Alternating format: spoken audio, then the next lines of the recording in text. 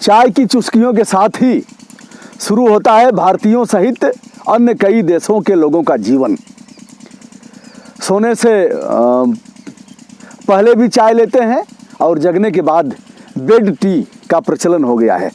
दोस्तों, आज हम हैं चाय के बागान में। यह एक बहुत सुखद अनुभूति का कारक है। आप देख रहे हैं जिधर मैं हूँ चारों तरफ आपको चाय की बागान दिख रही है। चाय की हरी हरी पत्तियाँ और चाय का यह खूबसूरत बागान।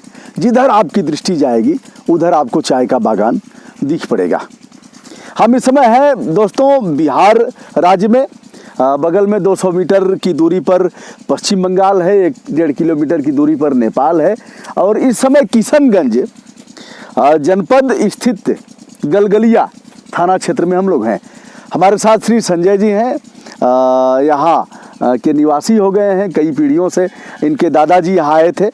दादाजी ने यहाँ चाय की बागान सहित खेती बाड़ी शुरू किया, धंधा व्यवसाय भी शुरू किया। और संजय जी से हमारी मुलाकात आभासी दुनिया की है।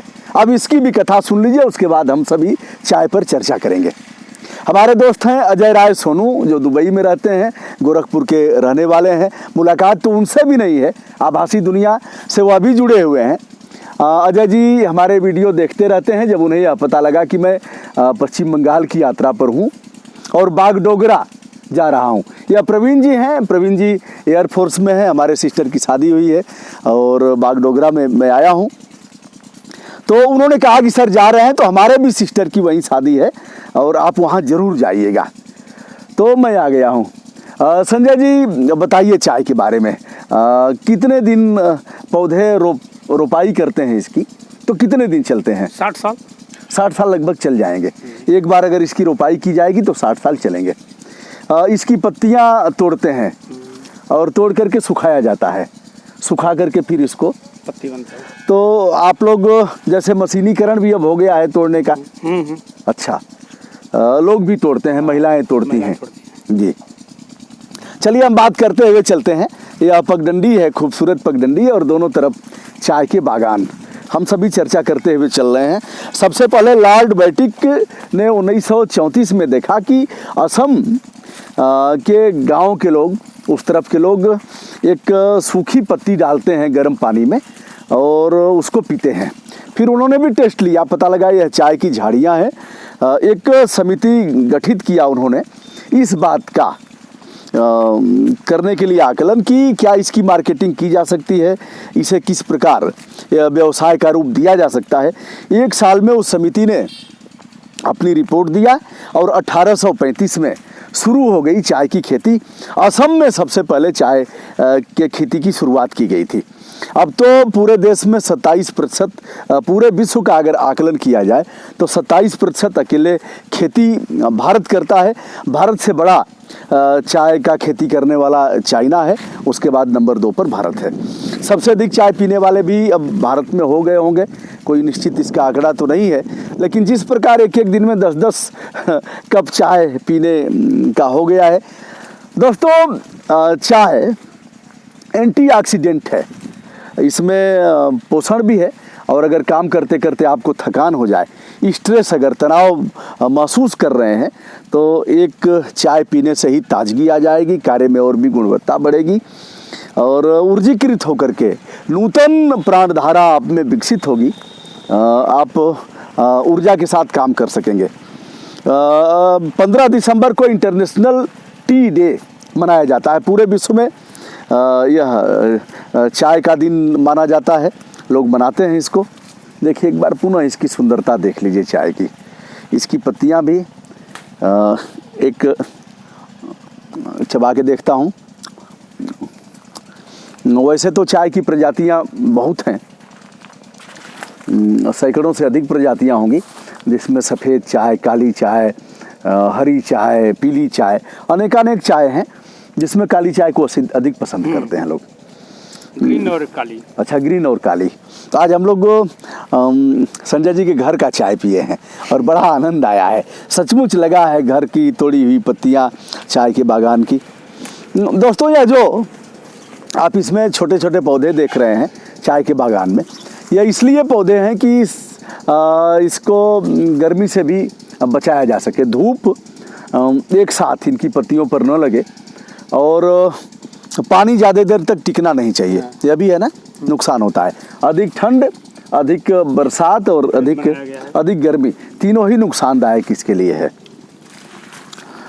यह असम में सबसे अधिक, असम का राज्य पेय भी है। इसके अलावा कई देशों ने इससे अपना, अफगानिस्तान और ईरान ने राष्ट्रीय पेय के रूप में चाय को घोषित किया है। दिखाते चलते हैं आपको। गलबलिया, गलबलिया, यह देखिए इधर 150 मीटर कितना दूरी पर पश्चिम बंगाल होगा, 150। इधर देखिए वहाँ पश्चिम बंगाल है 150 मीटर की दूरी पर, और इधर 1.5 किलोमीटर की दूरी पर नेपाल है, और हम इस समय बिहार में खड़े हैं। किशनगंज डिस्ट्रिक्ट है, गलबलिया थाना भी है। यहाँ ब्लॉक को क्या बोलते हैं सर? ठाकुरगंज। ठाकुरगंज यहाँ का विकास खंड है, उसको अनुमंडल प्रखंड अनुमंडल हम लोग किशनगंज, अनुमंडल किशनगंज है, और प्रखंड क्या बोलते हैं? ठाकुरगंज। ठाकुरगंज प्रखंड है, मतलब ब्लॉक। ब्लॉक और तालुका भी होता है ना, तालुका न्याय पंचायत होती है। पंचायत हम लोग गलबलिया। हाँ अच्छा, गलबलिया ही तालुका है यहाँ का। और ग्राम प्रधान को बोलते हैं आप मुखिया। तमाम भोजपुरी गीतों में आप मुखिया का उल्लेख करते हुए आपने सुना है। तो यह आज चाय पर चर्चा हुई, चाय पीने पर नहीं, चाय के बागान के साथ यह चर्चा हम सभी की शुरू हुई है। चाय बहुत अधिक पीना स्वास्थ्य के लिए हानिकारक भी हो सकता है। चाय जरूर पिएं, लेकिन अति सर्वत्र वर्जते, अति नहीं करना है। और देखिए बड़ा मज़ा आ रहा है चाय के बागान में देख करके। चाइना का एक शासक सबसे पहले गर्म पानी पी रहा था, उसमें एक चाय की सूखी पत्ती गिर गई, उसका रंग कुछ बदल गया, और बदलने के साथ ही अच्छी खुशबू आई थी। फिर वहाँ से भी लोग बताते हैं कि चाय की शुरुआत हुई और ऐसे किया गया।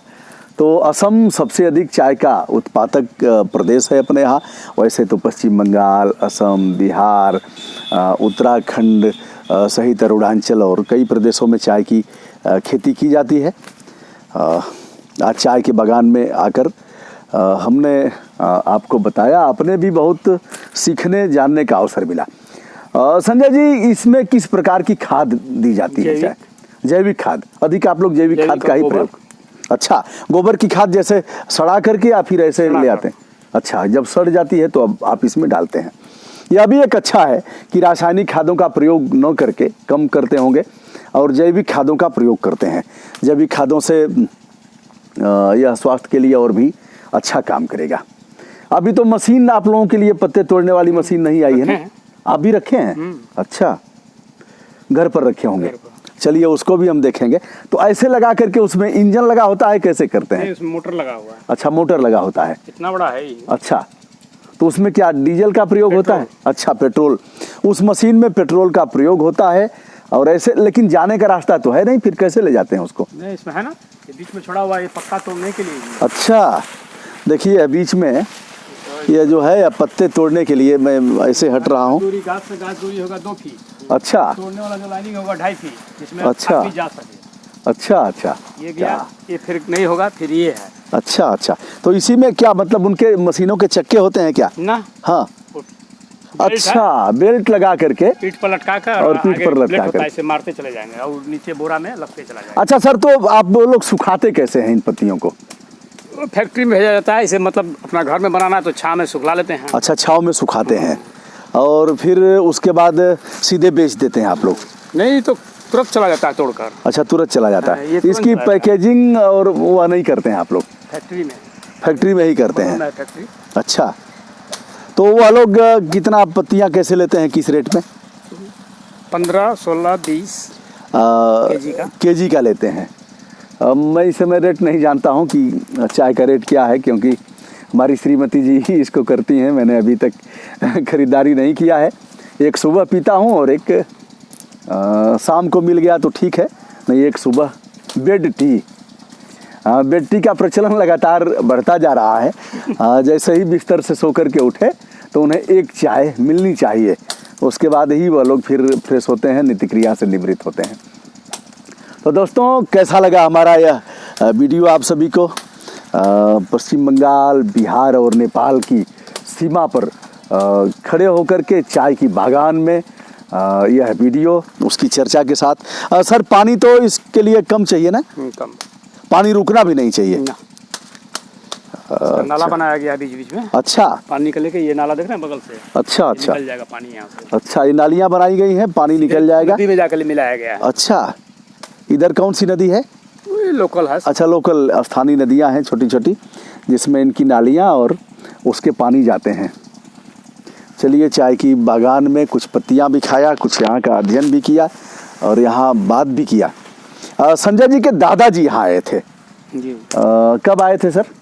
45 में आए थे और फिर यहीं के निवासी हो गए। यहाँ उन्होंने कई एकड़ ज़मीन लिया, सैकड़ों एकड़ ज़मीन के। आज के समय में यह लोग, दादाजी के 4 लड़के थे और चारों लोग अब यहीं के निवासी हो गए हैं।